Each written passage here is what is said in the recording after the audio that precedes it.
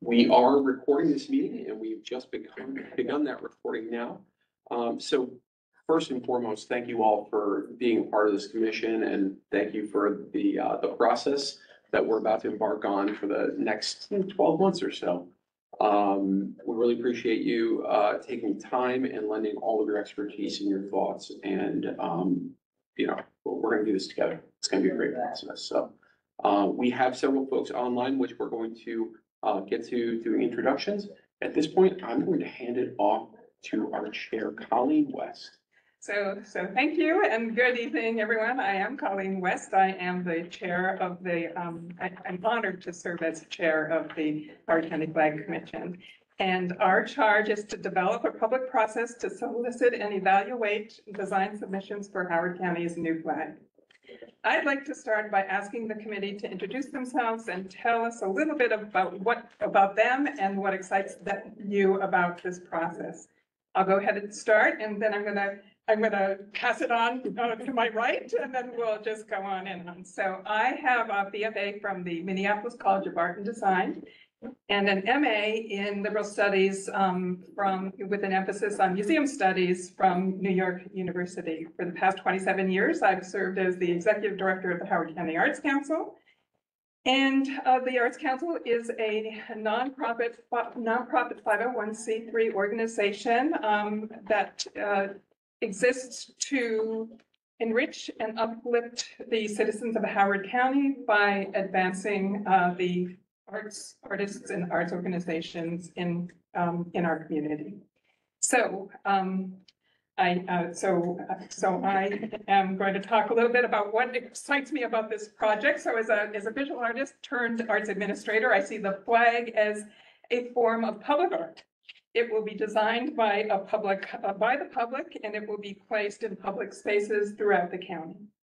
I am excited about tapping into our community's creative talents to design a new flag that reflects our shared history, values, and aspirations, and will be a symbol of civic and community pride for generations to come. I'm also excited to be working with all of you on this initiative. So I'm going to pass it over here to Lan Lan. All right, thank you, everyone. My name is Lan Lan Xu. I guess we're doing background. So I have a background. I have a PhD in literature, also a PhD in public policy.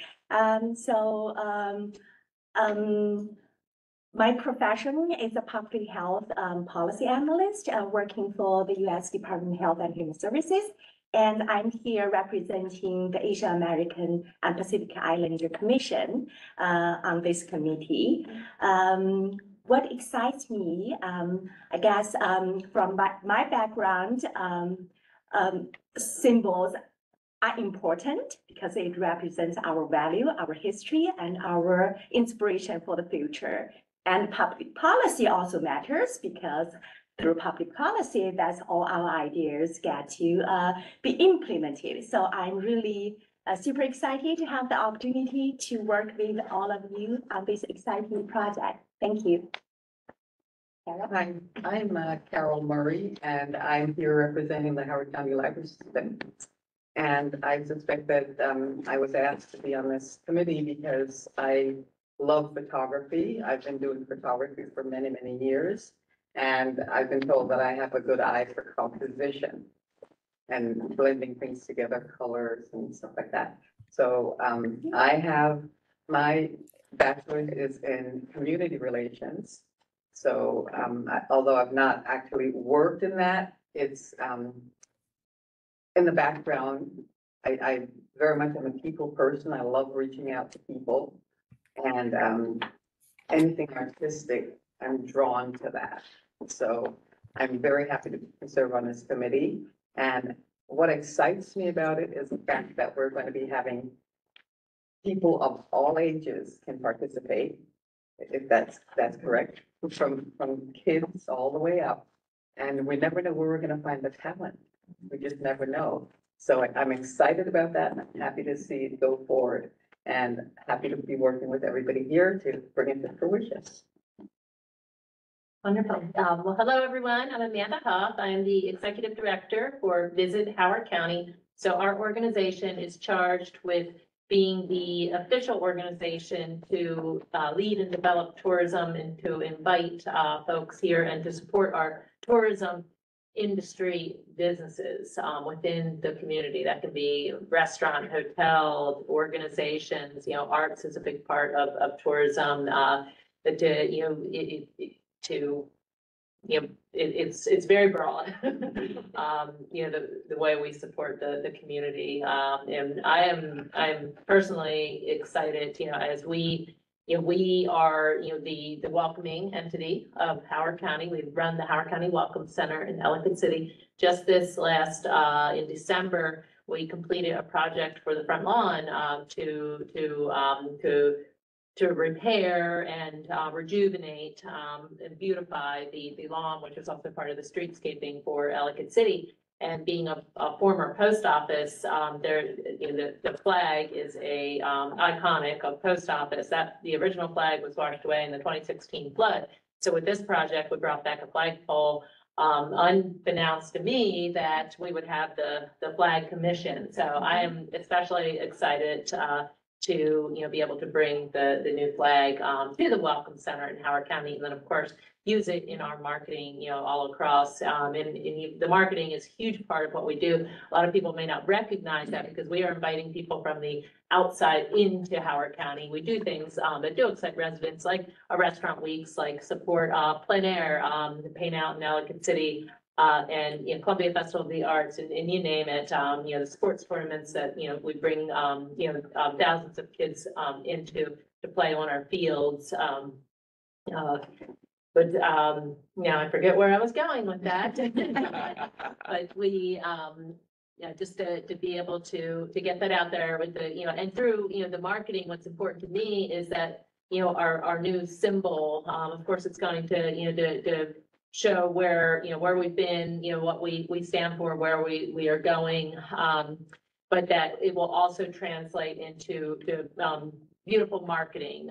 We do a lot of marketing with the state, and the state flag is everywhere, and all the the advertising colors, and I'd love to bring that into our visuals that we're putting out to the consumers, and have that continuity. I think it's a huge opportunity. Great. That sounds wonderful. My name's Barb Glenn. I'm the Vice President of the Howard County Farm Bureau.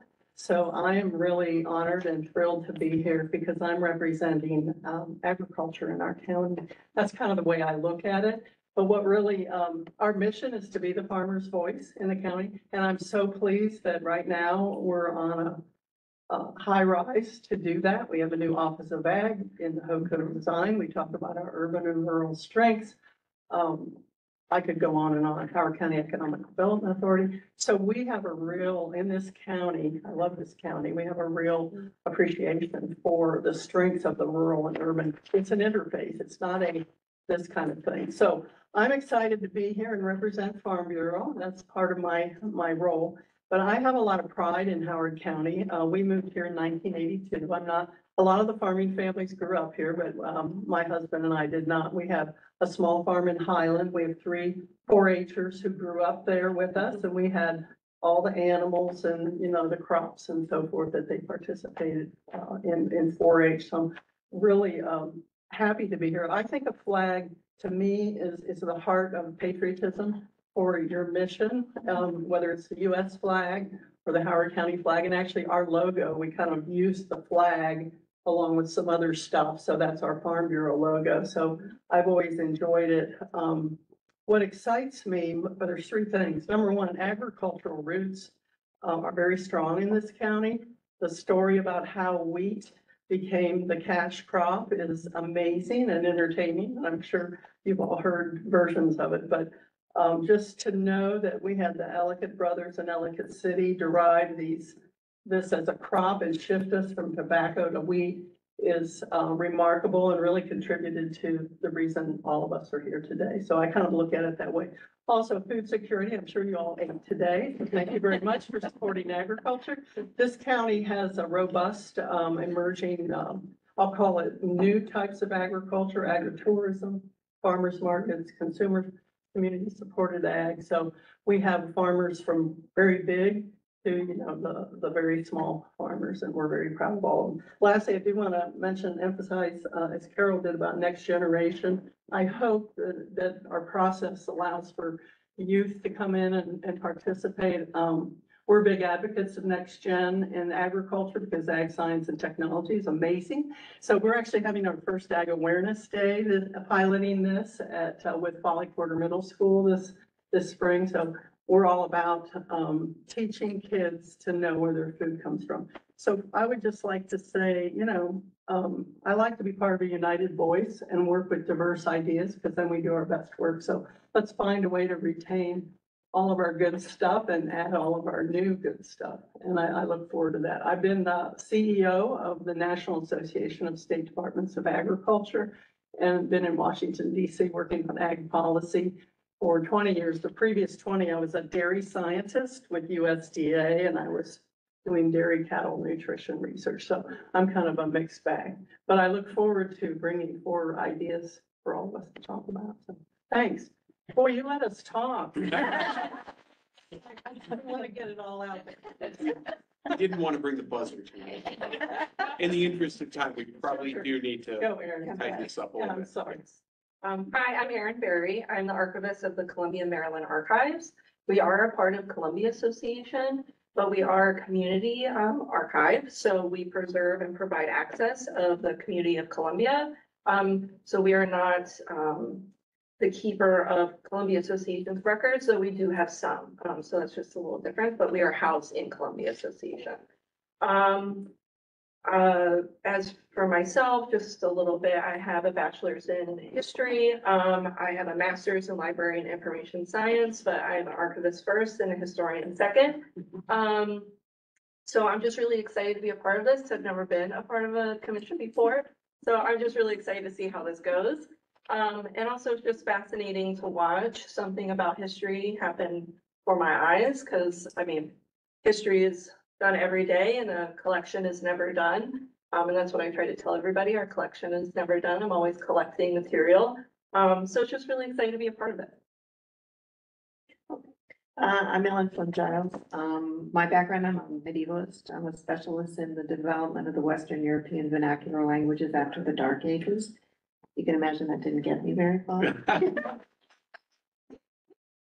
So, I'm a data scientist and, I'm an analyst in energy and the environment. I currently serve on the Historic Preservation Commission and with the Historic Society, the Education and Library Foundation, the League of Women Voters, and the Arts Council. And fine arts. And fine arts, yeah, so stuff.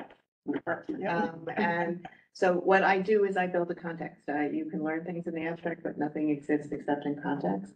So the ability to look at how we pull these different things together in order to tell everybody's story, so that everybody sees themselves in that symbol that we adopt and can feel that they have faith in that going forward is really exciting. So I'm looking forward to doing this.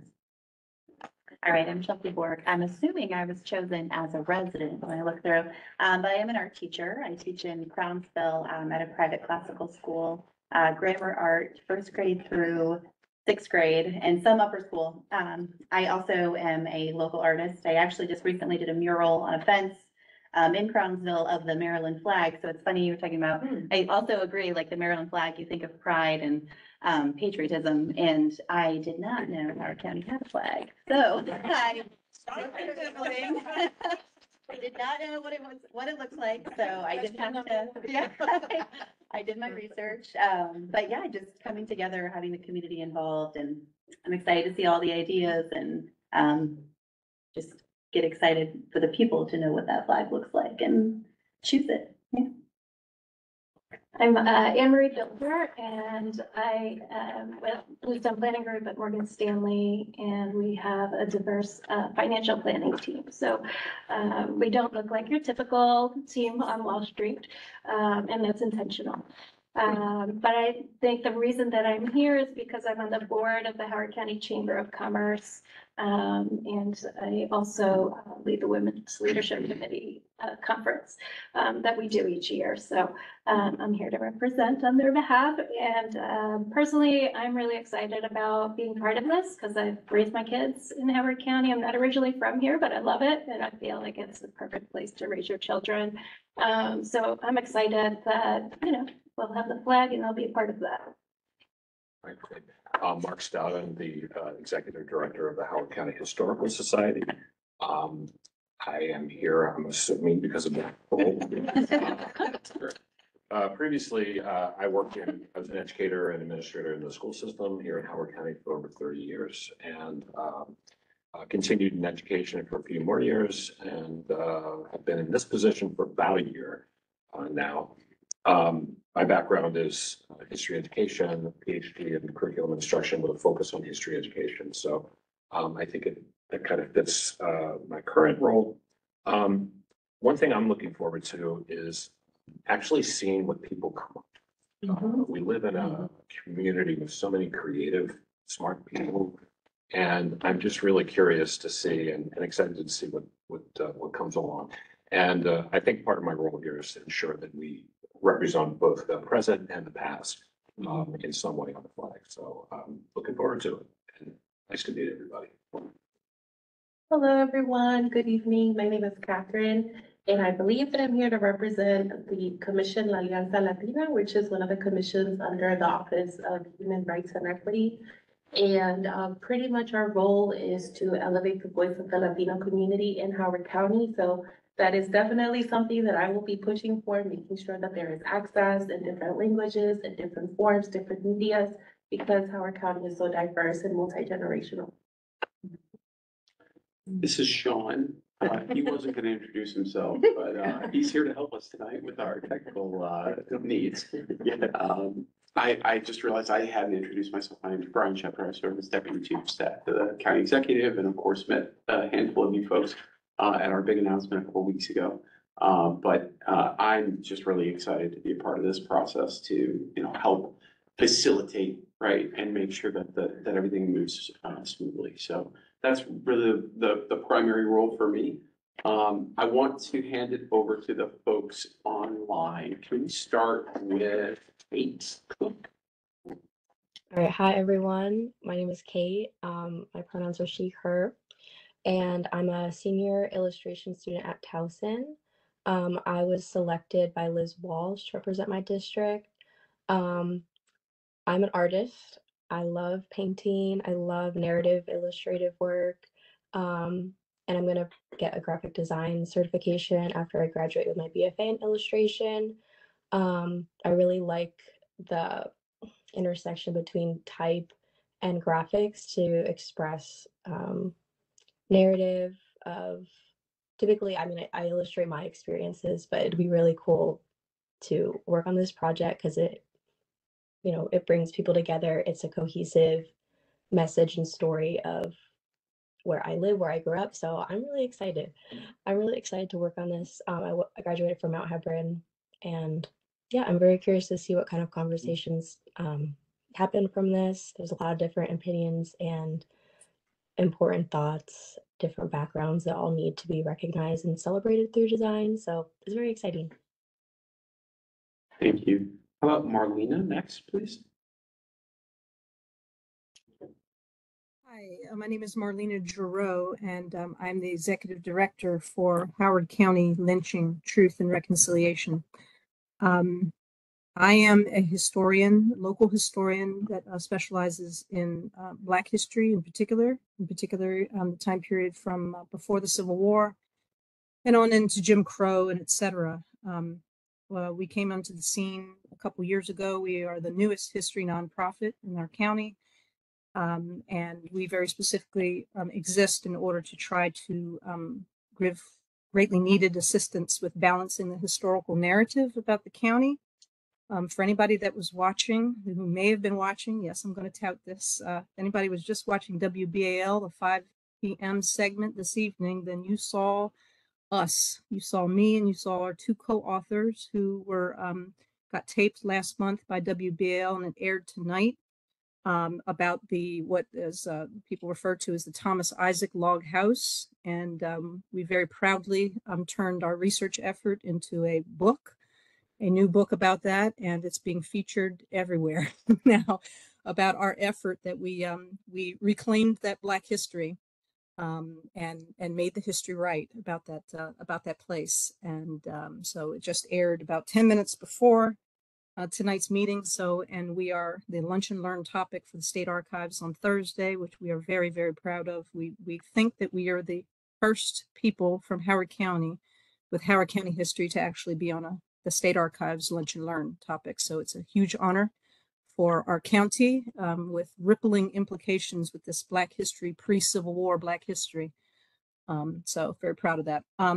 I was also the prior co-chair of the Public Spaces Commission, round 2 of the Public Spaces Commission, that just wrapped up a few months ago with an extensive report with county history that got dumped into there for people. Again, a lot of things that people just didn't know about our county.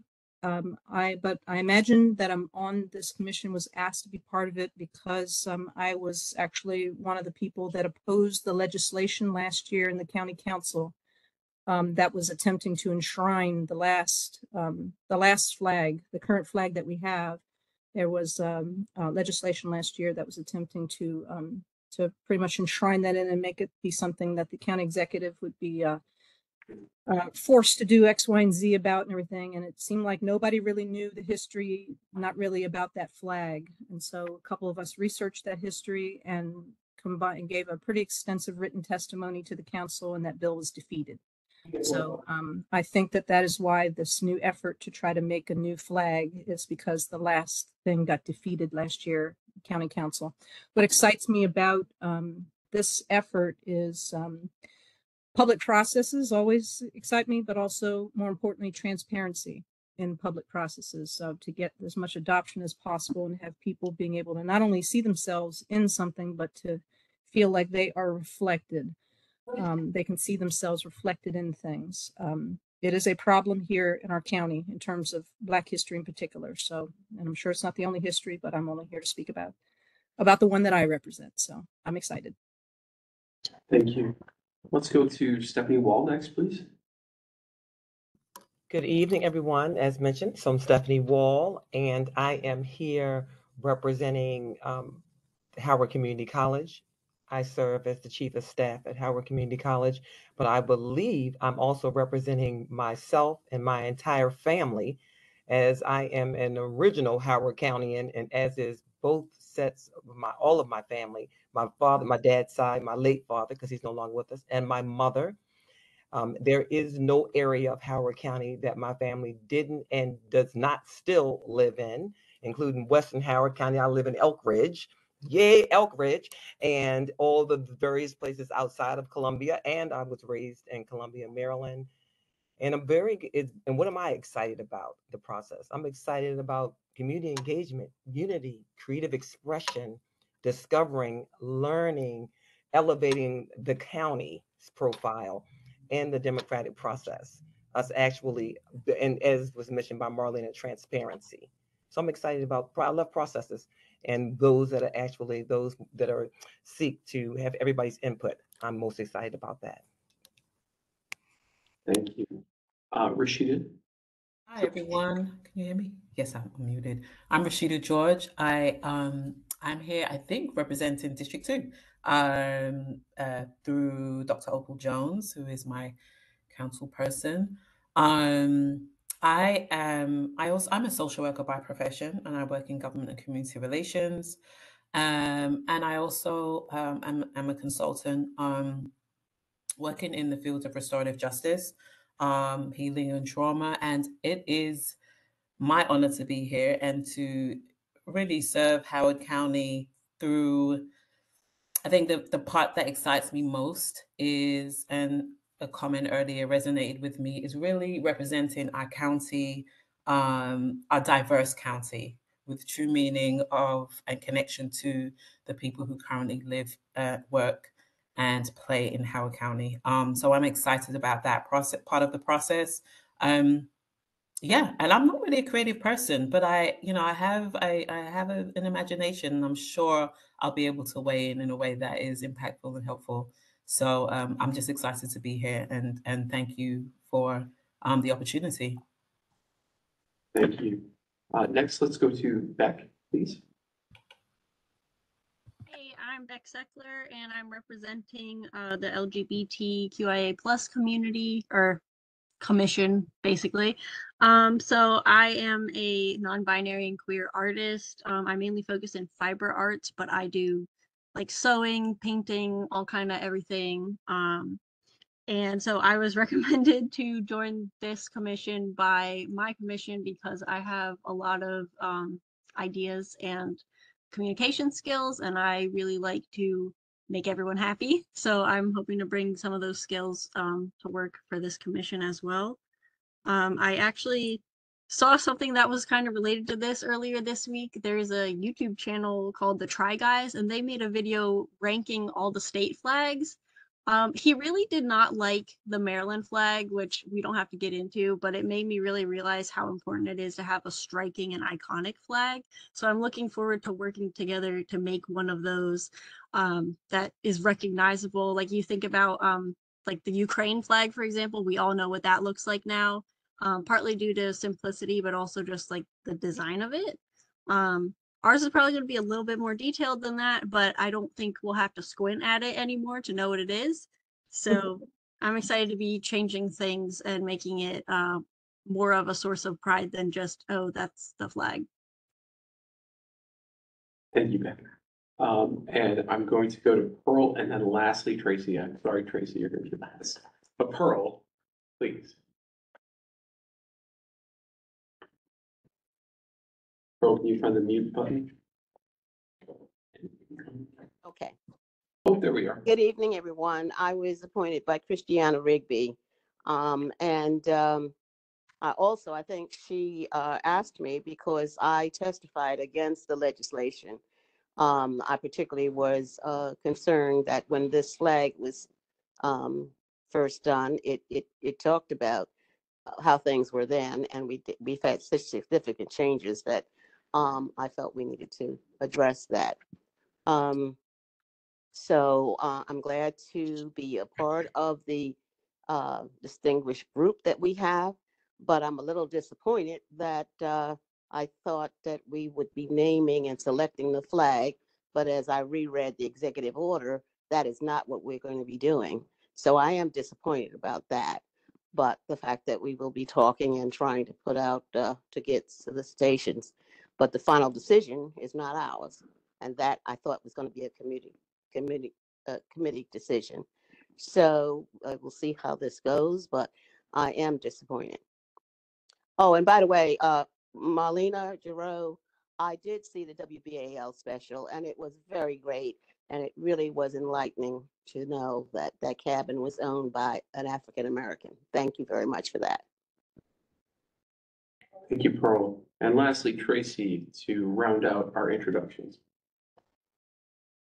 Good evening. I'm Tracy Williams. I am a little bit about me. I work with Howard County Public School System as a pupil personnel worker. My background is in psychology and social work. I am representing the African American Community Roundtable of Howard County, where I serve as the president. I am excited about the opportunity to serve on the commission. I am excited about being a part of creating something that will represent our community, our county, and show how diverse we are, not only diverse culturally, but as we look at the arts and the agriculture and all of the wonderful things that make up Howard County. I hope to be a part of making sure that we are all reflected in our flag. So thank you. Thank you. Well, great. Thank you. Thank you all. It is a pleasure to meet all of you and learn more about the expertise and experiences that you're going to bring to this very important initiative. And we truly are a diverse group of experts here. So Moving on to our meeting protocols, I just want to, just please ask everybody to operate with respect, avoid repetition, and ensure all of our members are heard. Try not to monopolize the conversations as we go, but obviously we want to listen to important information when it comes before us. So. Okay, well, here are our responsibilities in our process timeline. So we are responsible for recommending the flag design evaluation criteria and guidelines, soliciting designs from the public through a website portal, conducting one or more public hearings on the design submissions, developing a process to select up to 10 submissions for a public vote, and reviewing the 5 designs with the highest public votes, and then recommending 3 final designs to the county executive. So that is our task. And hopefully we are going to be done by winter of 2025, and we kind of grouped it up there in where the various endeavors have to take place. So in our next, any kind of questions about the timeline, our responsibilities? Anyone on Zoom have any questions about the timeline and responsibilities? Okay. Excuse me, one question would be, will we get copies of Are you those sending slides? this stuff out? Yes, we can absolutely share this. Because I'm saying, because if you're on this side of the table, I have You know what? absolutely no idea what's there. If you would like to relocate, you can move to any other spot in this room that would be more conducive to seeing the Anybody screen. else? Oh, well, these folks are all online. I can't say I don't have any questions because I don't know what they are, Why don't but you I'm move? fine with seeing That would them be great. later. It's okay, as long as we're gonna get them. that's Yes, all. we I will, just wanna we make will sure. share. We will share. And I didn't mean to make anyone sit with their backs to the presentation. So sorry about that. Please do feel free to move to another spot. Everyone else is already online, so. So I don't know if all of you have noticed, but we do have a page on the website already for the Flag Commission, which is, I think, our next slide there. And right now it contains the enabling legislation for the creation of the commission. And it gives some background information about the current flag, and then a little bit of information about this initiative. So this site is going to serve as our repository for our meeting materials, as a portal for the flag design submissions, and as a platform for public voting. Now, someone is going to make all that magic happen for us. Sean specifically. And so, but that is the intent of the website. So it should be, we should be able to show some of the flags on there, if not all of them, at least, the 10 finalists when we're going to public vote. And then the three finalists selected from that public voting process. Is the membership of the commission there as well? I assume. Yes, it is. Yeah, okay, sorry, can't see. Okay, good.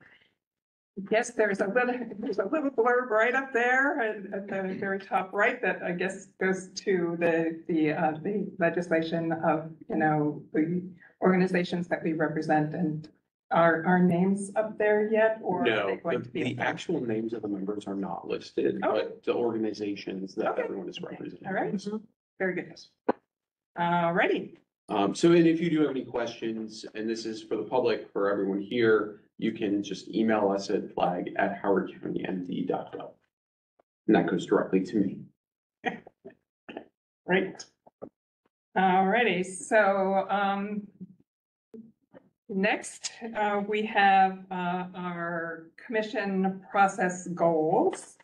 And those are to update and modernize the flag, reflect the diversity and vibrancy of the county, represent the values of the community as they exist today, and identify designs that inspire current and future residents.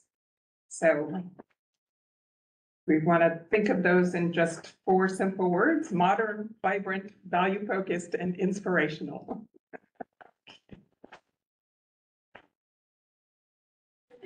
Okay, so prior to the meeting, and I hope everyone received it, we did send out some draft guidelines and criteria, and I hope that you've had a chance to, look them over a little bit.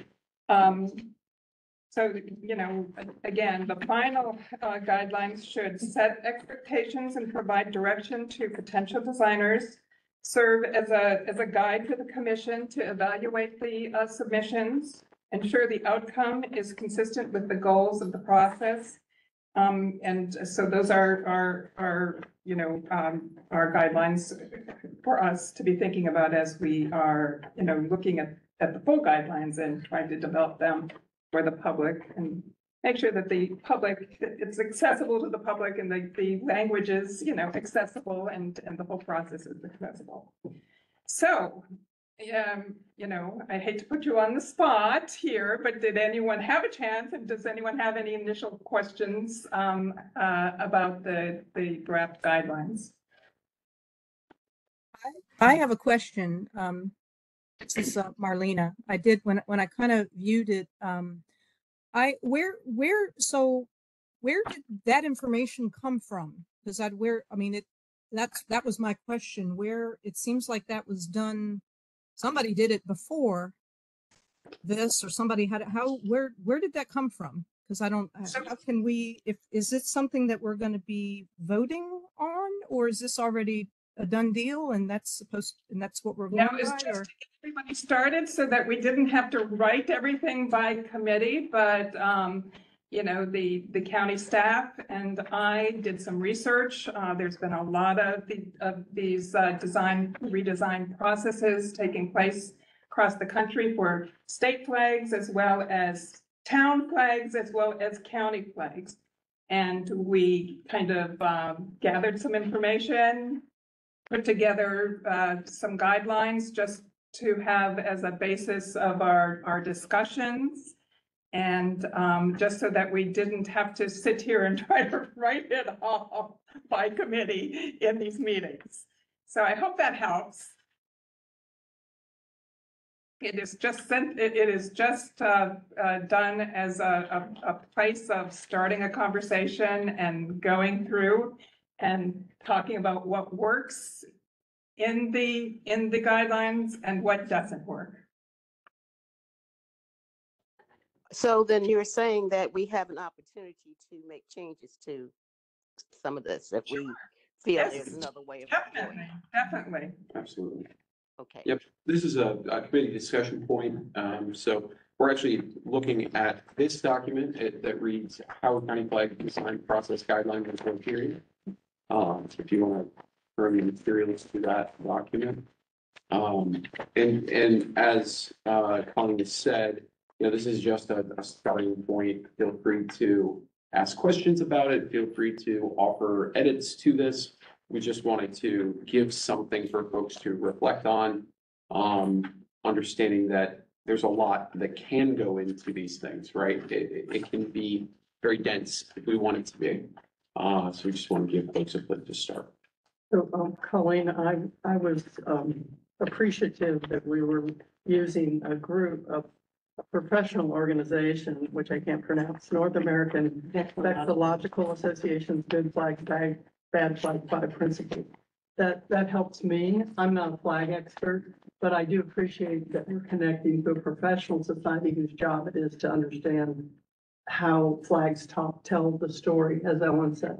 So I just wanted to throw that out there because Marlena, I appreciated her question. Yeah. But it helps me when I see that professional society guidance. By and large, all of the redesigns of the flags are using those 5 criteria. I think we've added a couple more as well, but it's a good basis for understanding what a flag, needs to be in terms of a graphic symbol, so just visual symbol, and then what then the colors and the symbols within that design reflect about our communities. So, sure. This is an educator question, so this is a rubric. It is. And it's just a guide as well. So are you anticipating, as we're scoring, you know, these, and this has nothing to do with the text of the rubric or anything like that.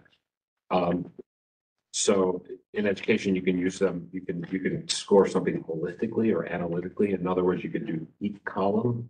And, you know, for example, across Keep It Simple, I gave that an acceptable and probably might want to assign numbers to that if we're going to do that. I'm just throwing that out Yeah, there as a and that is up to this committee. process. I mean, we've created this as a guide. As you are looking at the flag designs when they come in, when it's our you know, our chance to kind of discuss them and weigh in on them.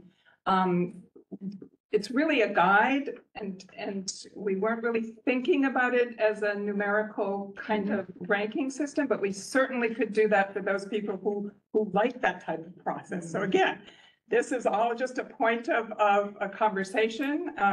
You know, we just, what I would like to, you know is, are these the right kind of, is it the right kind of span, you know, to be judging these flags on? Are they the right criteria? So those are the things that we should, you know, discuss as a group and come up with some sort of consensus. Were there options? Were there, besides this, I mean, I'm seeing this when I'm looking at the criterion rubric and the North American whatever association, but this thing called whatever, good flag, bad flag, 5 principles of flag design. Is this the only organization that put out something like this, or are there others? And I'm asking that because I think I heard somebody say that what we're looking at here, some element of what we're looking at is, I don't want to say hodgepodge of things, but it is not just that organization. It seems like it was that organization, whatever their base material was, and then it was added on. There was somebody did some work to add some things extra beyond. I think that's what I heard. But so I'm just wondering, is there somebody else, or is this people the gold standard, or is it the only standard, or? Well, this is the gold standard for flag design, the 5 design elements. You know, they did not have a rubric. So that rubric was developed to go along with those 5 principles of design, plus the you know, the 2 areas that we added in terms of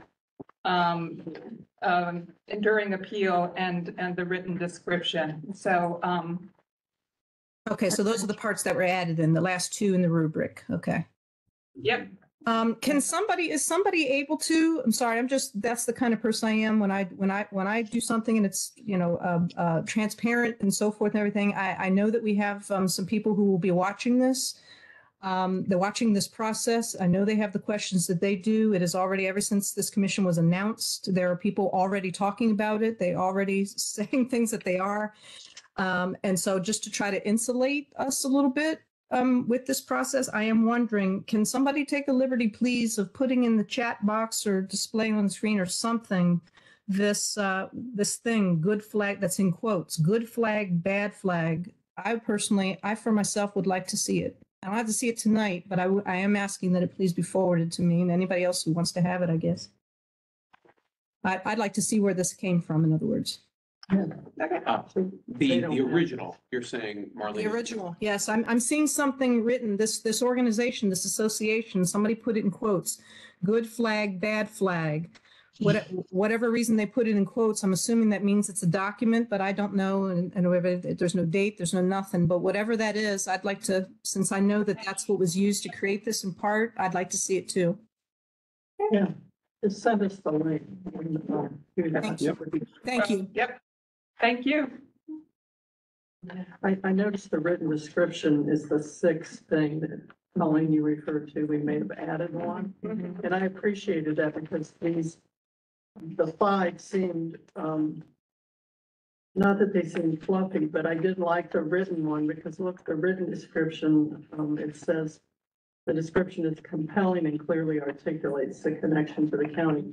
So we have so many cool things in the county, whether it's education or technology or industry or agriculture or arts or whatever. So I think the written description will be a strength. And as a scientist, I just need to see that. Well, I think it's like everything, you want to know how they It's not got there. big. You can't solve the problem It's not if you big. can't tell us how to get Yeah. there. So I just wanted to point that out. I think that's the sixth one.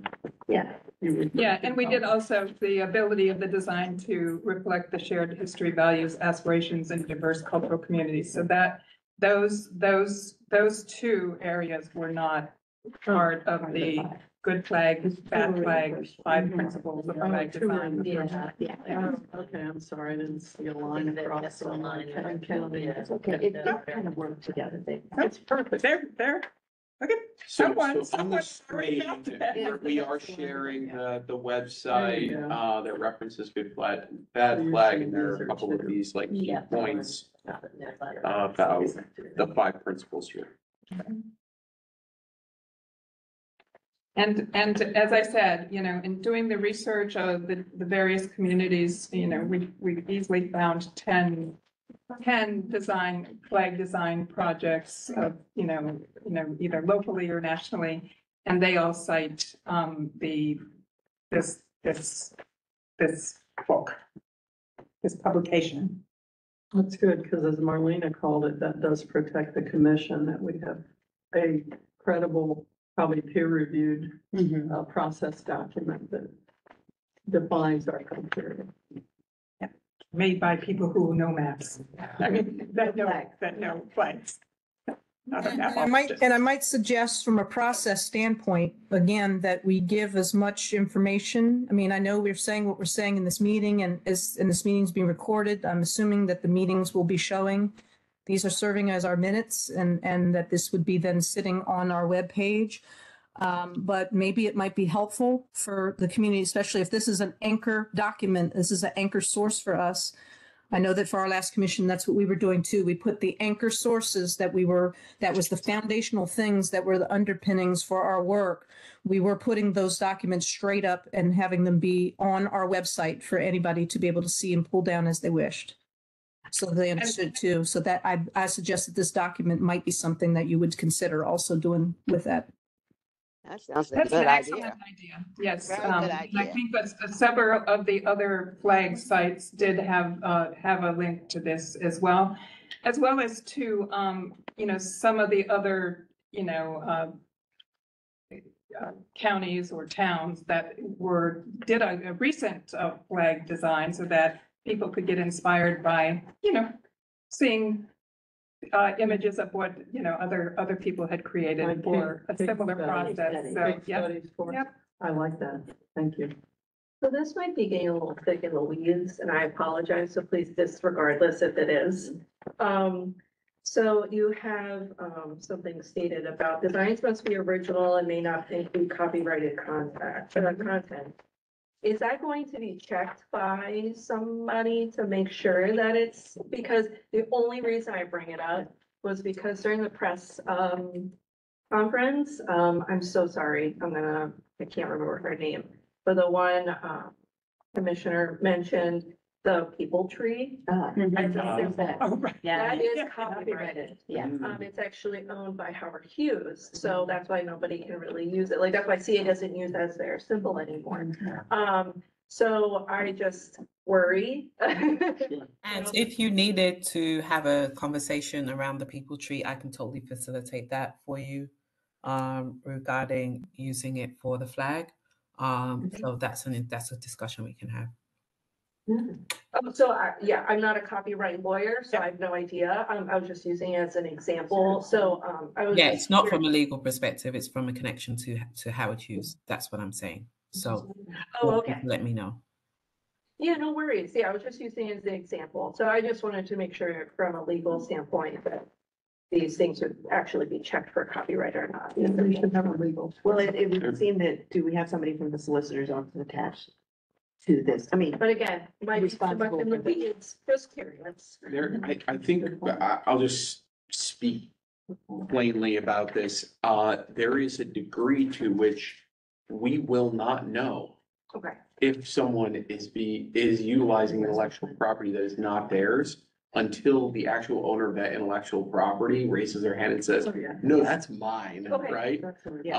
What we're trying to dissuade from the very beginning of the process is people knowingly utilizing other people's intellectual property without their consent. And, we're gonna do everything within our power reasonably to try and, thwart that and figure it out. But it's not foolproof. No, Great, now. but also even put a criterion requiring it to be original. Yes, it's already, Yes, it's it in, says it's in, so. yep. It's in the guidelines. Yep. The guidelines, correct, not in the rubric, No, but in the but guidelines. it's in the guidelines. So it's a second. But again, one of the reasons for doing this is to make sure people have been alerted, because if something happens and it says, so what is your definition of original and using it originally, but it's not. And of course, the copyright on things does expire, so it's possible that something that at one point is not by the time it, get to the end. So you just want to make sure that you set the guidelines clearly so people understand what the intent is, and then they can't later say, well, I didn't know that I couldn't do that because here it's clearly stated. So generally, I think in guidelines, you try to answer questions before they're asked so that you don't end up mired in that trying to answer. You try and As think if of you're what going people along. need to know so that they can move forward with confidence that they're going to meet those and not feel they're going to trip up on something later.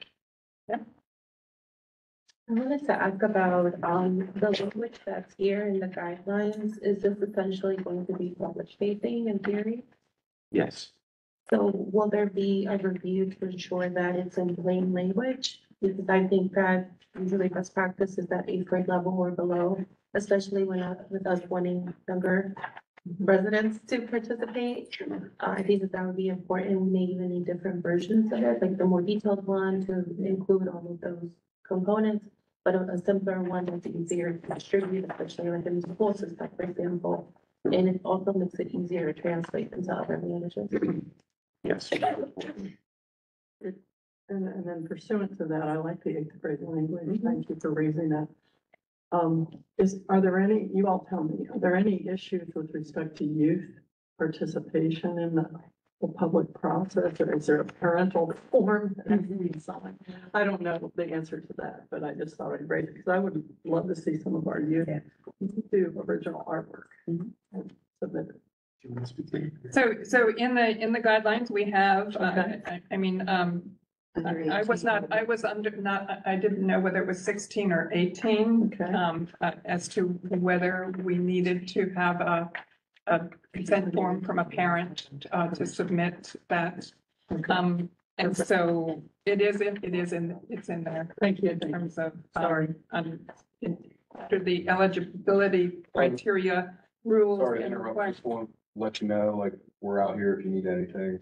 Okay. During the meeting, all right? Thank you. Sorry to interrupt. Thank you. Have a good night. Okay, thanks, Colleen.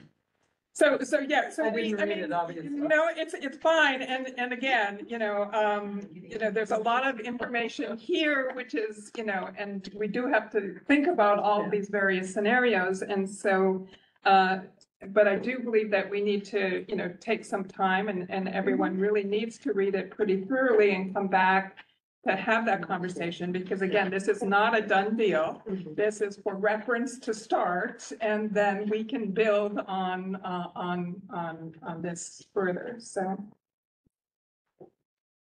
But yes, we taking this first stab at this have tried to be really, thorough in thinking about these processes, and certainly as an agency, at my agency, we give out grants at the Arts Council. We do RFPs for artist submissions all the time. And so, I can also, we, took some of those, kind of ideas of what we do with our RFPs and incorporated them in here as well. So. For the grant component, will the recipient need to fill out a W-9? Do we need to have a social security number? Will the parent be the one cashing the check or the grant, or do we have to, or guardian? The guardian would have to, I mean, that's where the check would be written to, you know, in my experience with, you know, doing, you know, judging for, yeah, various art contests. So yes, you know, and so, you know, when we get to that, I'm not sure we want to put that kind of information in this right now, but certainly when the finalists are selected and each one receives a stipend, there'll be some sort of a contract from the Office of Law to you know, detailing that kind of information about the W-9 and that sort of thing. So, yeah. Typically, we do require a W. Okay. Anything over 600, yeah. But, is, in your experience, would that be an impediment to? I'm sorry. I think that it would be a question because there's money involved and what status you appear in some members of the Latino community. If I have the answer right, it's helpful. Okay. Yeah. Thank you. Or someone might not apply if they felt in the end they could not meet those requirements. So some pre-notice of what those requirements will be in order to accept the award need to be. And could it go to an agency and, you know? Could go to a nonprofit. It could go to a nonprofit and then distribute it. I mean, something like that. I don't know. Mhm. Or to the school. Or to a school. Non-restricted funding. Right. But can a school can't write a check? I Right. don't think to somebody, so probably have to be a nonprofit that serves that community. Maybe a PTA, if they would be willing to, take that on. We'll look into that. Bring it down. Another question, so submission is online only, so are we saying we're not accepting hard copies of the design? We had some conversations about that, but. Yeah, online submission versus hard copy. Right, so it's a logistical question, right? Do we want to accept submissions by paper, or physical submissions? The inclination of the county staff would be to make it all entirely online so we can track it better. And so that we don't lose any paper submission. If it's all online, we feel like it will all be in one portal, so there's nowhere for it to escape the process. If we're relying on mail-in submissions, we could lose submissions potentially. Could you turn the That's- mail submissions into, like, submit them on that portal? Like, if you got them, received them through, If Like they are photograph. submitted with an electronic copy, the challenge will be taking whatever is submitted, converting it to an electronic version that we can then put back on the website for public to review. That said, it's not a final decision, right? But that was the thinking. But there are numerous ways that someone could be assisted in managing that if they don't have certain equipment or any, either through the library or through Luminous or through, there are multiple ways in which we could make sure that someone could get the assistance they need. And certainly publicly, that's available through something like the library or the schools or. And could we put that resource on the guidelines so that people Yeah, would know? I think, for accessibility, reasons, I think we should list the type of assistance that is available. So if people are having difficulty submitting online, then they can go to these organizations for help. Okay. Can I just say one thing? Are we going to limit the number of submissions? Because, I think I saw somewhere where it said 3 possibly, but I think that's a lot, for one person. 2 submissions really is what I would like for us to consider. Because 3 for each person, I think is really quite a bit. And in a way, it's almost not fair if one person only does one submission and another person has three. So to make it a fair competition, we should, not allow as many as three against, say, one person putting in something. So I'd like us to think about that, about the number of submissions. Sure, yes, go ahead and have a discussion about that. I'm sorry, was somebody else speaking? Yeah, I was just saying, I agree that we should put it down to 2. I don't necessarily agree that it's less fair because when it comes down to it, we are judging on a rubric. And if someone wants to submit 3 inadequate designs, that doesn't mean they have more of a chance to win over someone who submits 1 really good design. I just think on the opposite end, you're either going to get like people who think they have the perfect solution and submit 1, or people who are like genuinely coming at it from problem solving standpoint, which is kind of where I think we're coming from, where they might have 1 or 2 ideas, but even then you don't want someone to come up with 5 and submit them all. You want them to pick their best and then we vote on them. So I think 2 is a good cap. So Marlena, what about 1? 1 per person, per applicant. Marlena, I didn't say anything about it, but I will comment at this time and say, yeah, the problem, I know that I had testified, the original flag design that we have, the current flag, out of, they said about 40 designs. I mean, just so that everybody's aware of this. Out of about they said about 40, which means I don't know if it's 36, 37, 30, I don't know how many, but it's in the newspaper reports, it said about 40 designs. The person who was the winning designer, who did win it, she had submitted 10 designs, 10 everything. So yeah, I just, yeah. So anyway, that's only my comment. But I also agree. I think I'd be in favor of limiting the number. Maybe it doesn't have to be 1, but I don't agree. I don't think it should be 3 or 4, whatever the number is, but I would be fine with 2. There's just a process clarification here, with the portal itself. The intent is to make all submissions anonymous. Yeah. So We we wouldn't will know not know who the author is, right? Yeah. But that said, I'm hearing the concern about, the possibility of there being too many submissions from one individual. Is that the spirit of the public process to allow, what am I trying to say? 1 individual to comment, let's just put it in a different framework, public comment for policy, comment 10 times, say 10 different things and submit public comments. Maybe we do that. I don't know. It's just hard for me to understand why we would allow. Yeah. Okay. I'm just putting that out there as that was the, thinking, not necessarily that's a final decision in any way. That's really for the commission. But the idea of anonymity theoretically takes away or evens the playing field for the submissions that are there. We don't know who they came from. How do you, I'm just curious, how does one make somebody, how do you make somebody then, if they're anonymous, how do you make them accountable to those things in the guidelines for the things that they're supposed to attest to? How can you make somebody accountable to those attestations when they are anonymous? I don't see how that's possible.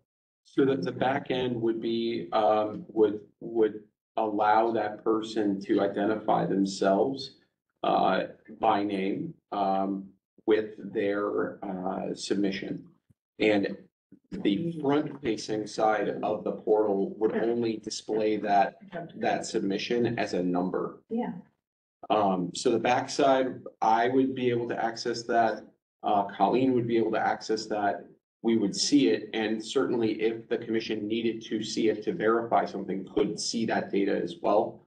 But the intent would be to information from. We wouldn't, wait, so you're saying we wouldn't be seeing that at all? No. The rest of us? But not the name of the individual. But you would know it. You would be the only one that would know it in your staff. But we would not know that. Yeah, so and the description wouldn't include the person's name either. I mean, it is, they would write, and To not have any We have identifying all the information. information except for the identification. Yeah. So for their Yeah. meeting. The intent being to keep the commission from being dissuaded by an individual that they know versus someone that they don't, right? If, again, this is trying to, you know, we're trying to put a framework around this that hopefully results in the best, you know, decision-making process, but it's all open for discussion.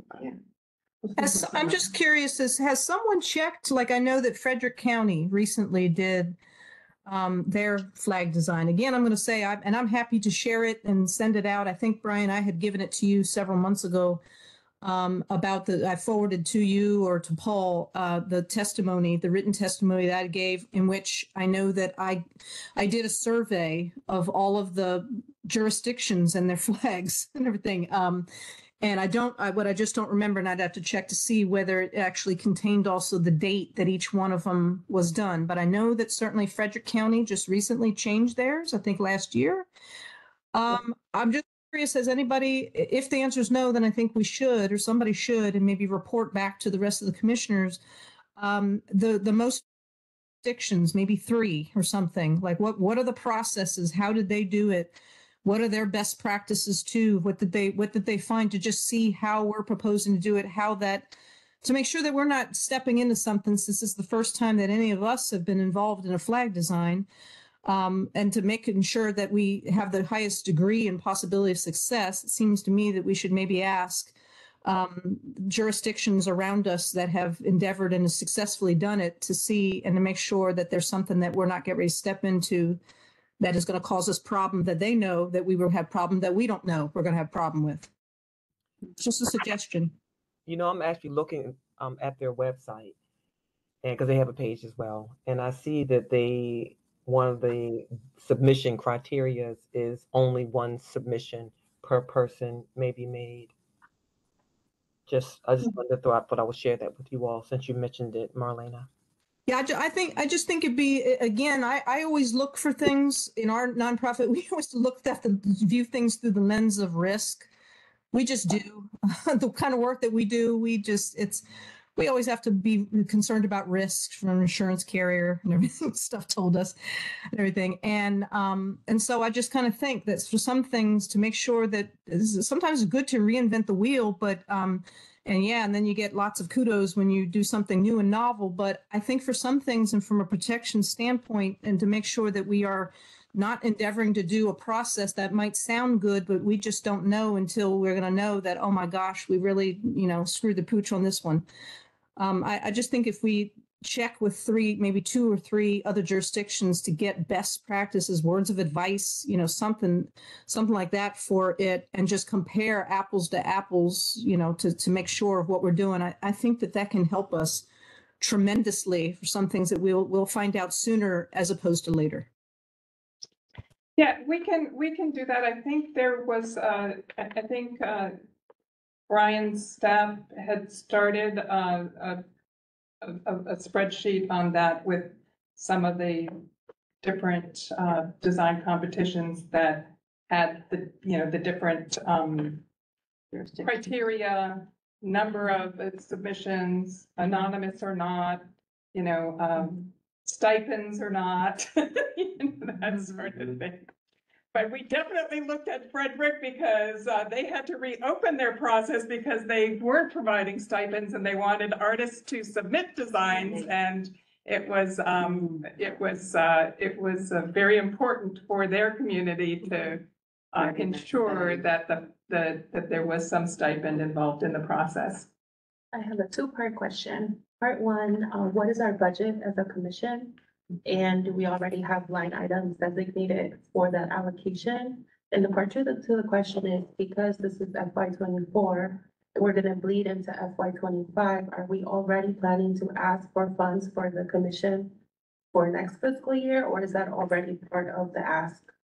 We are intending to request funding for the honoraria, with $3,500 total in honoraria. Of course, the county council has to approve that, but that is planned for the executive's budget. And beyond that, there is no additional resources that are contemplated for FY 25 for the commission itself. But for 24, do we have a budget that we're working with right now? No. Is it, what would we need funding So I'm thinking for? about like for like the outreach, and we're talking about all these different creative initiatives that's probably gonna cost money.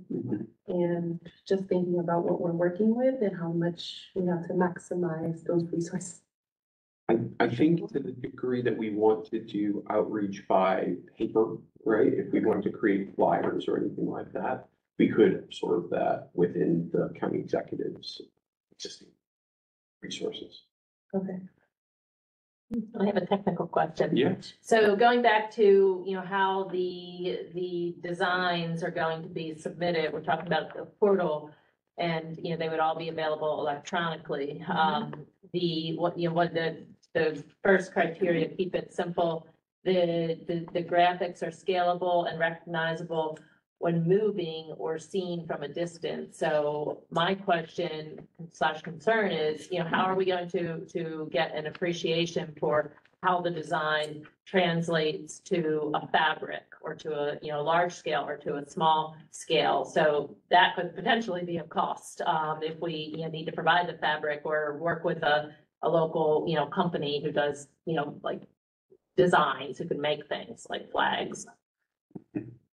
I mean, I think we can probably in-house recreate a large poster board size. Printing on cloth, you're absolutely right. We'd have to go out of house to do that. That's gonna be more expensive. I'm not terribly concerned about the ability to create say like 10 of those. But if we're talking about, if we get 100 submissions and we want to make 100 poster boards, I think that's gonna be very expensive. Right. That would. Yeah, I think I was thinking more in terms of, you know, as we kind of narrow the funnel a little bit, that I think it's going to be really important to see it in a real life scale.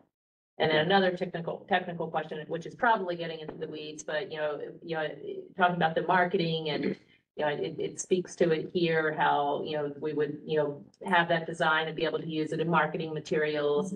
You know, will it eventually, the awarded design, you know, will, you know, how will we get, you know, the style guide for that? You know, would it go through, you know, a graphic design company to figure out what those colors are, or is the artist going to do that? Or will we have a little bit of from both ends of the spectrum, where some are really, you know, they understand the graphic design and they can, you know, tell you the colors, or you get someone else, you know, where, you know, they're just using, you know, paints and for their design, they're not gonna, you know, be able to tell you exactly, well, they probably can, but. Well, not always, it depends on what yeah. they're using. Yeah. But I think you, generally speaking, when a design comes in, then the responsibility for the execution of the design is a separate issue that would be contracted and gone out by the county. Because I was thinking of the same thing, but you're talking about this as a flag, but it also appears on, the flag appears on police, it appears on lots of things, so thinking about how this image or how visible it is when only a piece of it is shown and how it looks as a logo and stuff are all pieces that we're trying to consider, but I'm not sure that we could possibly identify every possible use of an image, because someone might decide, oh, this would be really good on a mug, but I don't think we have to decide that it works on a mug. Right. You know, I mean, so the only thing I'm worried about is talking about limiting the applications. I would hate to miss a really good design because the artist determined this was the top of the things that they'd worked with. I like the idea that we're opening it up to the fact that someone might be a Picasso and sending us something representative of every possible style that you could, because they're trying to be as inventive and as inclusive and whatever. So I think the difference between 2 and 3 is negligible. I'm fine with 3 possibilities because that, I don't like odd numbers because then you're not kind of be down the middle. Still put the cap, To think about it. still caps it. It still but it- caps it, and the difference between one, 2, or 3 doesn't seem to be that big of an issue for me. And I would like to make sure that we had the option to consider, perspectives and styles and things that we may not have even, contemplated, and that we have the richest source of designs that we can. I also like in the anonymity, that we're not gonna know if someone's a student, we're not gonna know if someone's a practicing artist, we're not gonna know if this is the first time anybody's tried to do something like this, and what hit them and what they envisioned and were able to relay is exciting. But maybe when they're looking at theirs, they're not sure which one, so, okay, let's get 2 or 3, and have the opportunity to let the people look at that as well and decide what they like. I think it sounds like a good system, because we really want to have broad participation. We don't want to restrict this to people who know what the Pantone color is. And so we want it to include people who just have something pop into their head and want to go with it. And I think that the technical pieces of how that will work, there will be advice. At the library, we do this with bookmarks. Okay? Oh, well, there we go. Kids from kindergarten to 12th grade are submitting things at various levels of sophistication, and we have to take that and create something that can be reproduced in a form that can then be distributed to people. So it's not that difficult. Yeah, and I We can do it. Yeah. Yeah, But it's a I appreciate concern. that, but I It's a wasn't concern to that, yeah. suggesting that we eliminate people who don't know their Pantone colors. No, no, I no, just, But I was think like, that are we gonna be seeing that, or, Do we have is a that something partner? we That's talk gonna- about? Yeah, a graphic designer There's comes a in at lot. the end, Brian, and takes the winner or the top 3 and shows us how they look. That could be, I mean. Maybe what the colors would be, because they're all coded. There's some, you guys know that, I don't know. that. Well, It's so hard to know before we get submissions. I mean, there's a possibility that the commission loves one element from one submission, and they love another element from a totally different submission. Right? And none of the submissions technically blend all of those elements, and then what do we do? Right? Are we gonna reopen I don't even want to go there, but, Well, I thought also, isn't it the case that these designs that get submitted, can be altered? Isn't that part of the agreement that I read somewhere? That it said that the person who submits it understands that their design might be altered? In order to make it work. Yeah, and, that was a result of, Duluth, Minnesota had that in their RFP and their design process.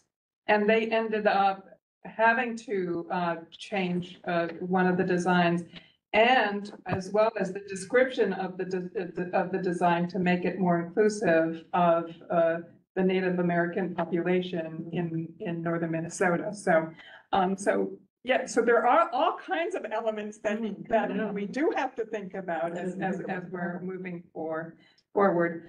Is this a good time to kind of segue into talking about how the committee makes decisions and what our voting process is? Is it a simple majority? Is it a majority of the people who are attending the meeting, either virtually or in person, or is it the whole committee that we have to poll for these decisions?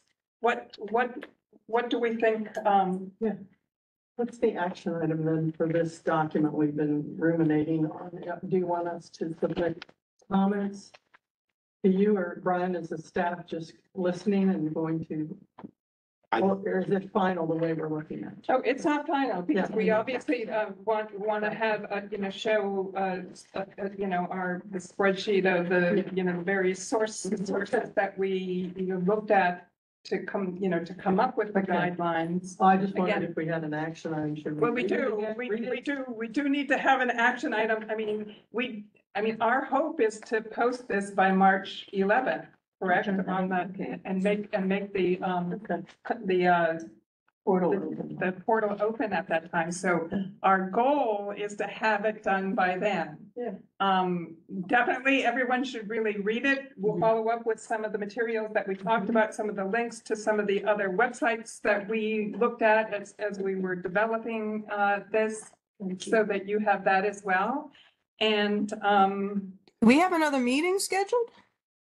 We have Are we, not. are we meeting monthly, or are we saying that this will be March? So are we having another meeting before that deadline comes up? So our next meeting ideally will be in March, and that is one of our last bullet points for the evening, to actually talk to the group and see if we can find consensus about the date in March to meet.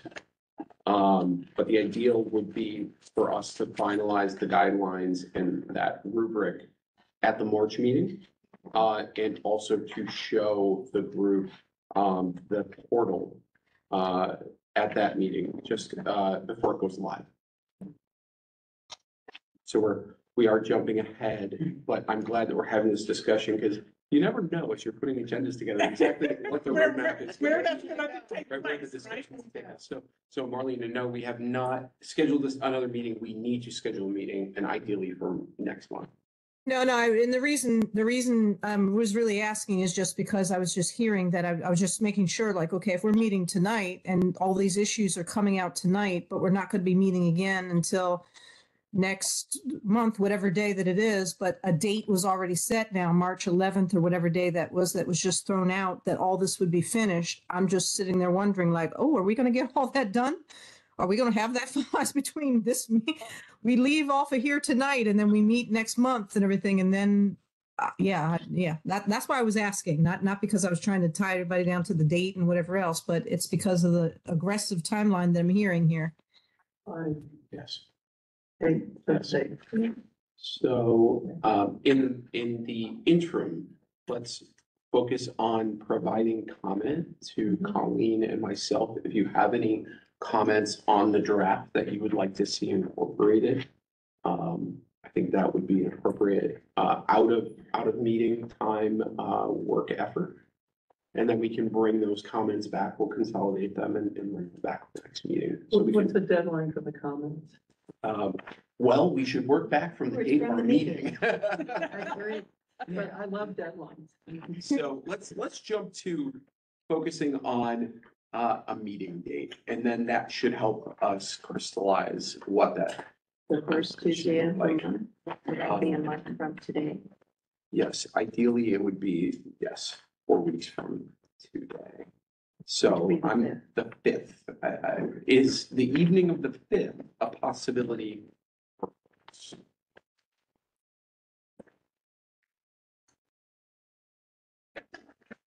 Can I ask you, the public still wants to come to these? Of course, yeah, everything will be public. Yeah. I do have a question. Can I just ask the question? real quick? We're gonna get to public comment. Okay. Forgive me, we are gonna come back for public comment, in Okay. just a few minutes. Any objections to March the 5th? Same Same time. same channel. Anyone online have any objections to March 5th? No. You all make that too easy, that's scary. All right, so we're gonna lock in 6 to 8 PM, on March 5th. That was great. Okay, so in that case, we would need to get comments about a week beforehand, so we have time to compile those notes and in advance of the meeting. So if we can get comments no later than The 27th? the 26th, I'm gonna Okay, ask you Monday. for Monday, the 26th, for comment. And any other notes, anything, you just think we need to be considering, best practices that you've come across from your own research, whatever. Right, yeah. Perfect, thank you. Will So you be providing a copy of the consent certification forms? It just says link, but I wasn't sure if that's. we have not developed that document yet, but the Office of Law is gonna give us something to work from. And that would be part of what you wanted to Absolutely. publicly. We can make sure that, that the commission sees that before it is final. Okay. Yes. And we have this document, don't we, you sent it to us? Yes. Okay, thank you. I just want to make sure that I'm clear. So you're asking for suggestions or comments about the form, the current form we're looking at, any suggestions for things for inclusion in it. And then is that because, so at the next meeting, then we will be looking at then something new, then correct, with all the suggestions, and then maybe like, I don't know, are we voting on that? I mean, how is this working for? To Colleen's point, we do have to decide how the body is going to make decisions. But yes, Marlena, my expectation would be that we would take the comments that we've received to the best of our ability, deconflict those comments and represent that in an updated draft for the body to see that evening and make a final decision on. Are we seeing is everyone seeing, are we sending this to the whole body? Is this because this is a public and open meeting? How is this work? Is everybody seeing everybody's work, or are we talking about that we're sending private comments? I would send the email comments to myself and to Colleen. So everyone else won't see it then? Okay. Well, and we will compile them. Oh, so then we ultimately will see all the Compile them and comments. Send them out ahead of time before we incorporate them in and have an email conversation or not? We cannot. I don't think we have time. Oh, to do no it. email conversations. We're not allowed. That's not in public. That's not in public. Okay. Business outside of that. Right. So let's talk about how does the body make decisions? Is it a simple majority? Is it something more than a simple majority? Strong feelings about that. I Because think ultimately that will guide how final decisions will Well, you be have to have a quorum to take action, generally speaking. Oh. So we determine a quorum is one more than half of the members of the committee. And then I think a majority of those present and voting, whether that's online or in person. Any objections will be simple majority. A simple majority. No. You have to establish it, huh? Is that a motion? Oh, I would move that we adopt a quorum as being one more than 50% of the body, and we're 19. So that works out pretty easily. And then votes would be a simple majority of those present and voting, whether online or in person. Seconded. All right. I'm sorry, I do have a question. That brings up a good question here.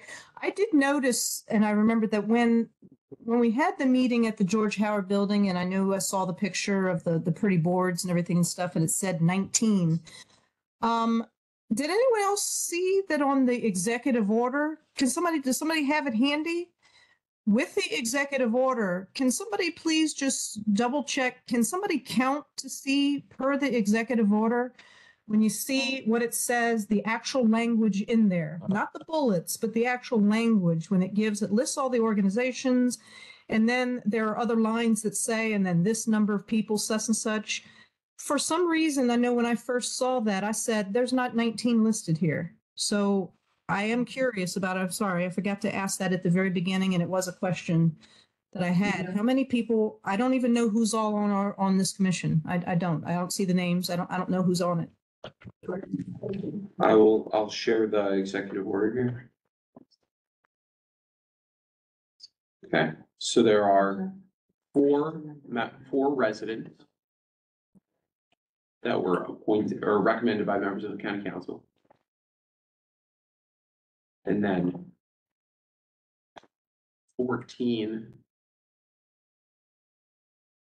I'm sorry, 2 representatives, that's where we get to 19. 2 representatives of the Howard County Historical Society, Mark and Ellen. So that's 6 plus 1, 2, 3, 4, 5, 6, 7, 8, 9, 10, 11, 12, 13, 6 plus 13 is 19. And we are missing Ricky Harvey this evening, who's our representative from the faith community. But if you count the name tags, there are 19 name tags. I mean, table tags. Yes, and I don't see Stephanie Walls. don't Stephanie see Walls Stephanie. is not at the table, but Stephanie. Okay, is so that would- represent. Okay, that would make 19 without you. There are 19. Because you're. at the meeting. And then that does encompass, see the next line after that, be it further ordered that the commission shall include at least one resident from each of the county's councilmanic districts. Do we have that? Yes, we do. Yeah. Number one. There are four that were named by the individual members from their council districts, and Barb happens to also represent District 5. So we don't have a fifth council district included? No. It's just four? That's correct. We have a representative from all 5 council districts. Oh, I thought you said 4. 4 were named by the district council members, and 1 already represents an organization and it's representing the 5th district as well. Somebody's playing double duty then. Okay. Okay. That's why when I was reading through it, I was like, something's not right, and everything, but okay, if that's what's going on, then that's what it is. All right. Okay. So the motion on the table was simple majority and quorum of 50% plus 1. So which is what it's. There was a second, I believe. Did someone second? And we were taking an oral vote on this. Were there any objections to this motion? Hearing no objections. Okay. Okay,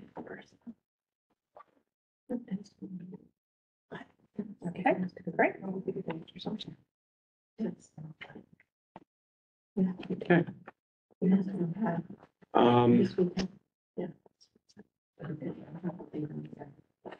The business, so, would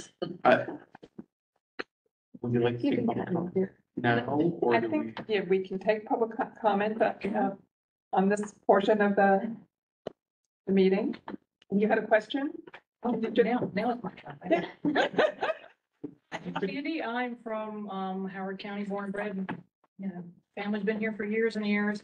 I didn't even know that we were going to have a flag redesign.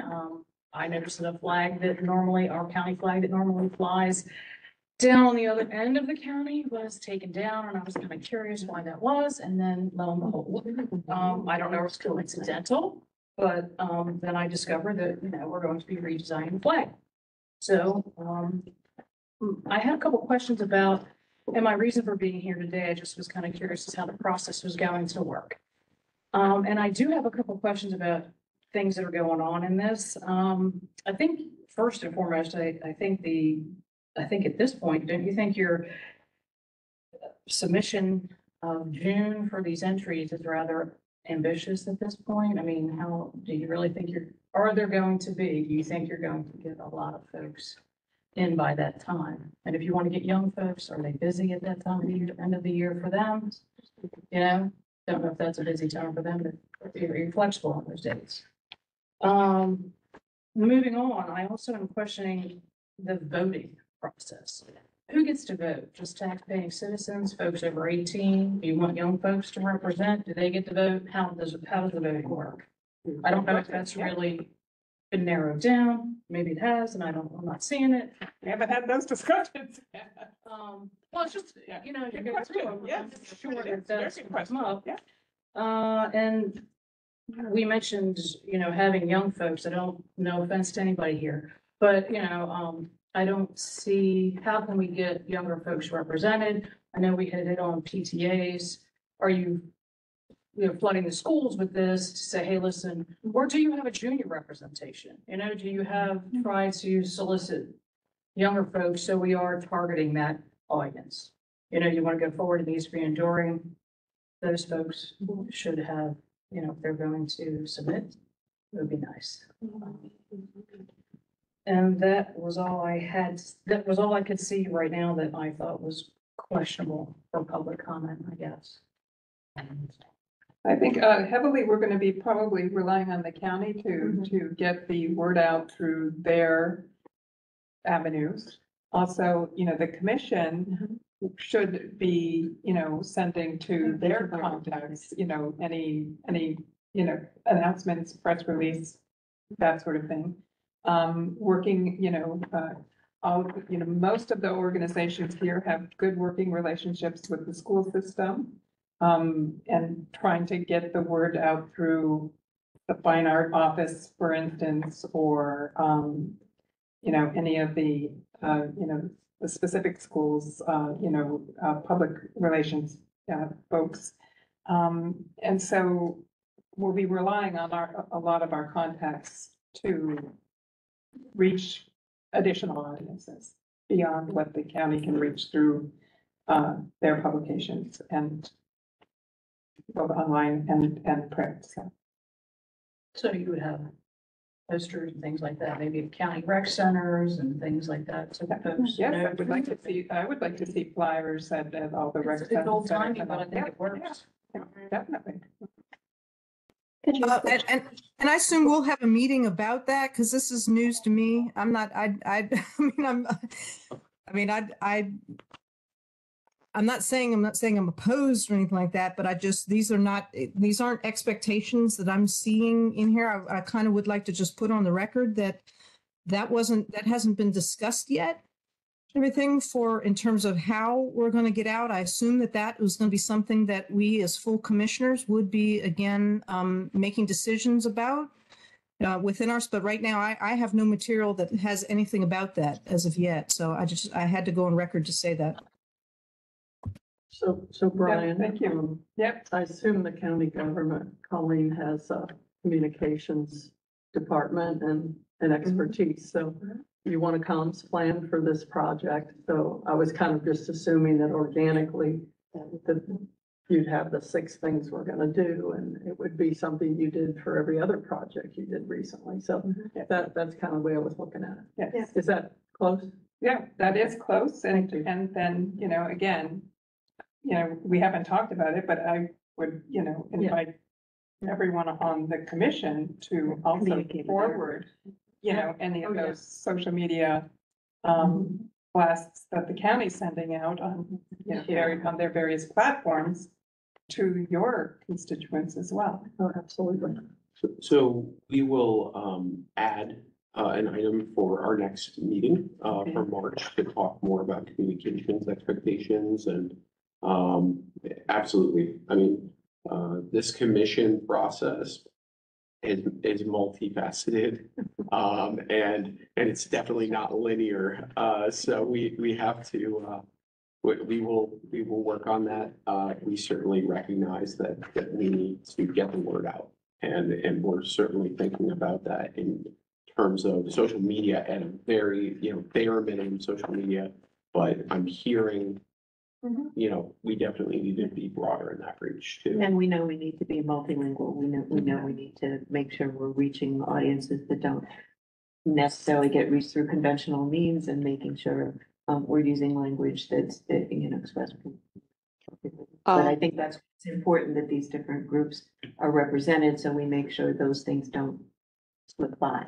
Oh, I would hope that we would first come up with our guidelines for how we are going to have intercommunications, because I thought we were going to be developing guidelines, and a lot of things that have been said here is almost like it's a final thing. So I'd like for us to focus on, are we going to set up guidelines, or are we just going to be told that these are the guidelines? And I hope that, we clarify that, because I thought the committee was going to jointly come up with our communications. That is what the comments due on the 26th are about. We have our base guidelines as an idea. If you'd like to suggest changes, we tell them to Brian. He will update the document, and then we will vote which ones we'd like to keep. Okay, well, that's what I think we need to do first before we think of anything outside. And then all the comments, just to be clear, then all of the things, the sum total of all the things that everybody, regardless of what anybody thinks about the suggestions, we will all be seeing those suggestions, I'm assuming. Yes, Instead of, yes. so the decisions therefore to whether to add something in or whether to change it will be collectively made by the body and not being made outside of the body. That's correct. Well, I'm good with that. Thank you. Did that answer all your questions? Okay. Okay, awesome. Just to Thank you. double check, any other public comment? Yes. Hi, I'm Olivia. I'm her daughter. I have a couple of comments, concerns, questions, etc. Generally speaking, I'm a little bit concerned about what I see as the executive overreach. No offense to present company, but y'all were appointed in a pretty aligned process to the average Howard County citizen. And according to the charter, this is, section 909, right? The council shall adopt the county seal. And reading the process, it appears that at the end of all of your work, you guys hand 3 designs over to the exec, and the exec selects one and presents that to the council for a simple up or down, yes, no vote. And I think that kind of locks the average person out of this process, beyond just submitting their design. So I think it's a little bit of executive overreach. Moving on. So paragraph 3, the executive order. Growing desire to update and modernize the design of the flag. How was this growing desire of the community expressed? Are these points going to be reviewed by you guys to address the issues that you have with the current flag so that these mistakes don't get repeated? Furthermore, I'm a little perplexed why it goes down to only 10 submissions. And that's a year level, instead of being like something that's voted on by the public. And why that gets to be finally the executive decision. Other executive decisions that I'm questioning is the list of representatives, like how is this determined? I kind of think, for example, that like a single representative for the entire faith community is a little limiting. There's a lot of perspectives there that might be locked out. If you just kind of lump the entire faith community into a monolith.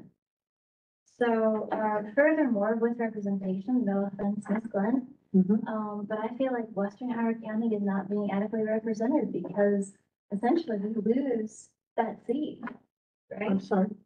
So you're representing sort of the west end of Howard County? Yeah, all of agriculture in Howard County. Right. Yeah. So, and speaking from a member of the Howard County district map, it is pretty heavily gerrymandered. And by you kind of doing double duty as representing Western Howard County and the Ag Department, Western Howard County loses a voice. So in my opinion, I think there needs to be an additional seat added to make sure that Western Howard County gets a voice. Furthermore, when it comes to voting and submissions, how are we going to make sure that the people that are voting, the people that are submitting designs are actually the residents of Howard County? I think it'd be pretty weird to have a Howard County flag that's actually designed by somebody that's not in Howard County. How are we going to verify that on both the design submission side and on the voting side? I know that was a lot of questions, but that's all I have at the moment. Thank you.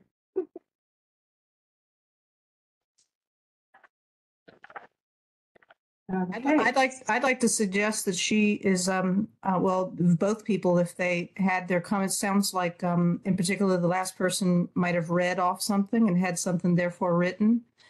I, for one, would like to see the written stuff because it was quite a bit. I do thank her for bringing all that to our attention, but it was a lot to take in. everything. And if she has something written, I think we should suggest, and encourage her to please, submit it to us. So that we can all, and then get pushed out to each of us so that we can have it, please. And thank you. Certainly, if I can get a recording of this meeting, then I can write a transcript. I'll delete the ums of the So she did not have written, a written statement. It was just. I have notes. It's a good suggestion. Yep. Any responses at the moment off the cuff, though? I have one question on that. Can only Howard County residents submit? Okay, I wasn't, okay, I wasn't sure if that was, I actually had that written down for later. I wasn't sure. Under advisement. Mhm. In the current guidelines, we said that it could be people from outside of the county that had visited or had moved away or, you know, had some connection to the county. So it was pretty wide open, but certainly this commission will need to, you know, decide on that parameter as well. I'm thinking one of the common sayings is if you live, work, or play in Howard, then, you know, that's what we always say. So. And they, and, you know, to that end, to keep it more open like that, the description, the narrative description that goes with the design would explain that connection, to the county. We could add that.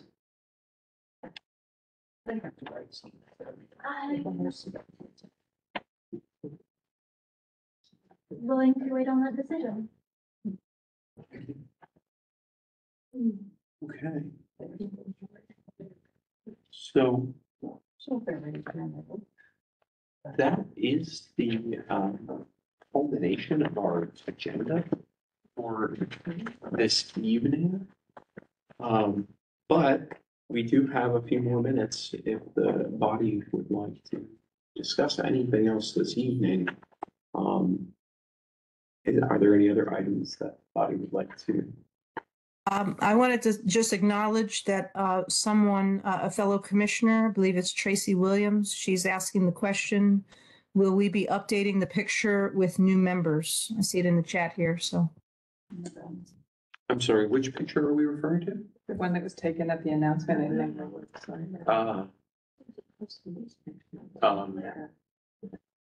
We hadn't contemplated taking another group photo. Is that something that folks can be available to do?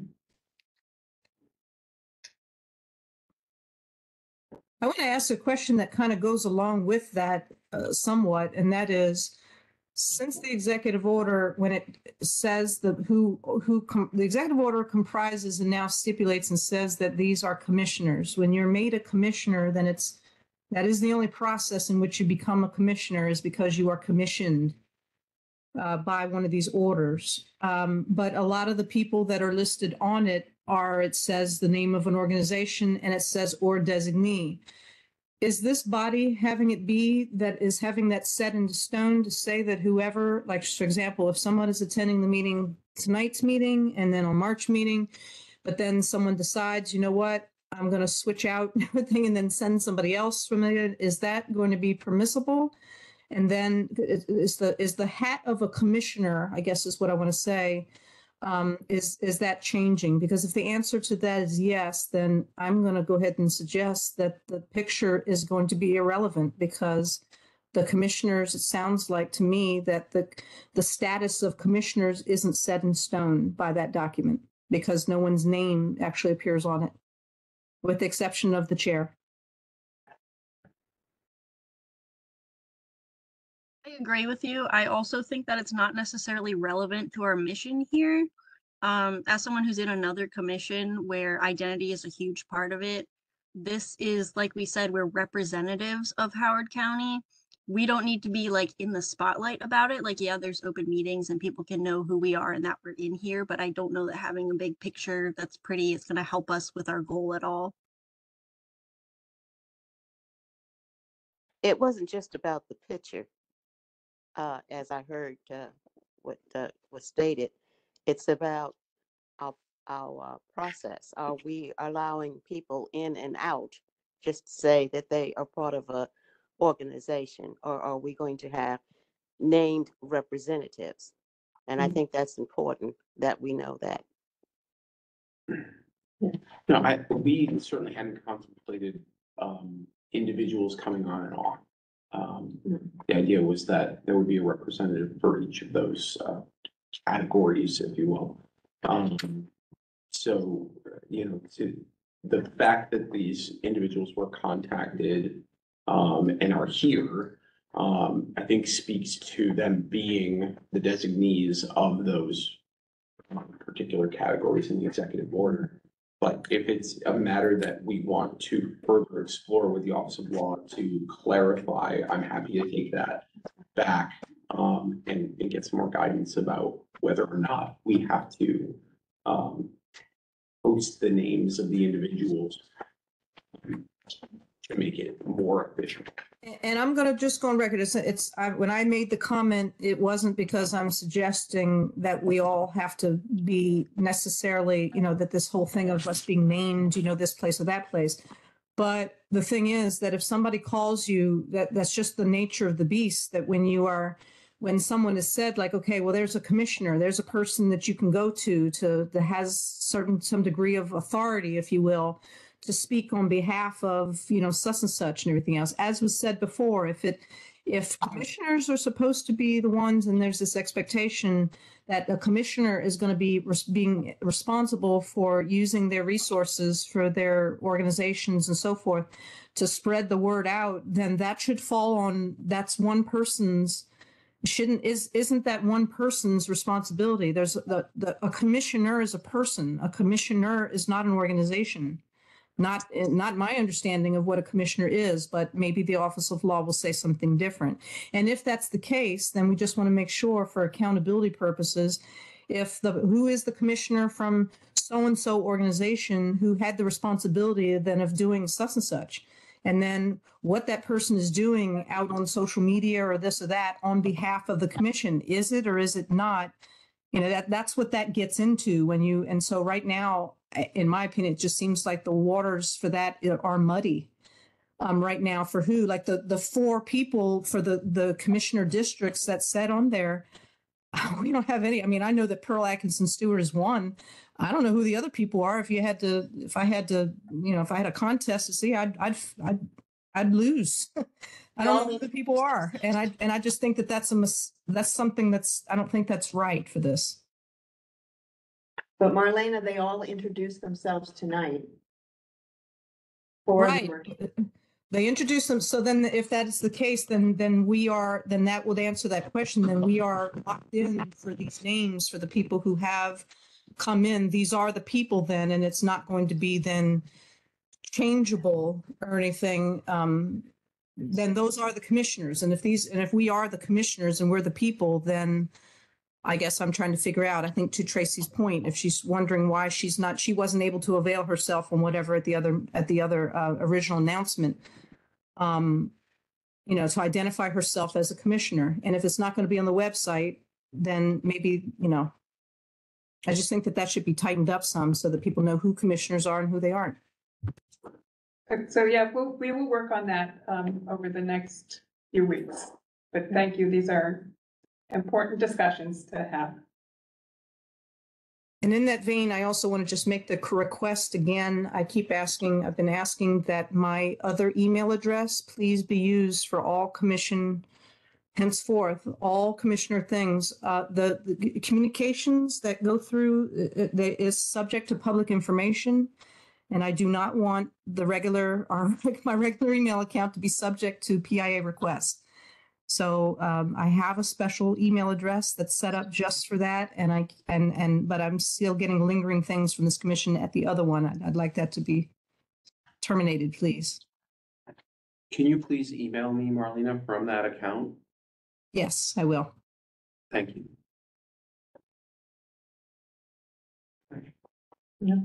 Okay. I'm going to recommend we adjourn by consensus. Awesome. Do we Do we have a, I will motion that we adjourn. okay, great.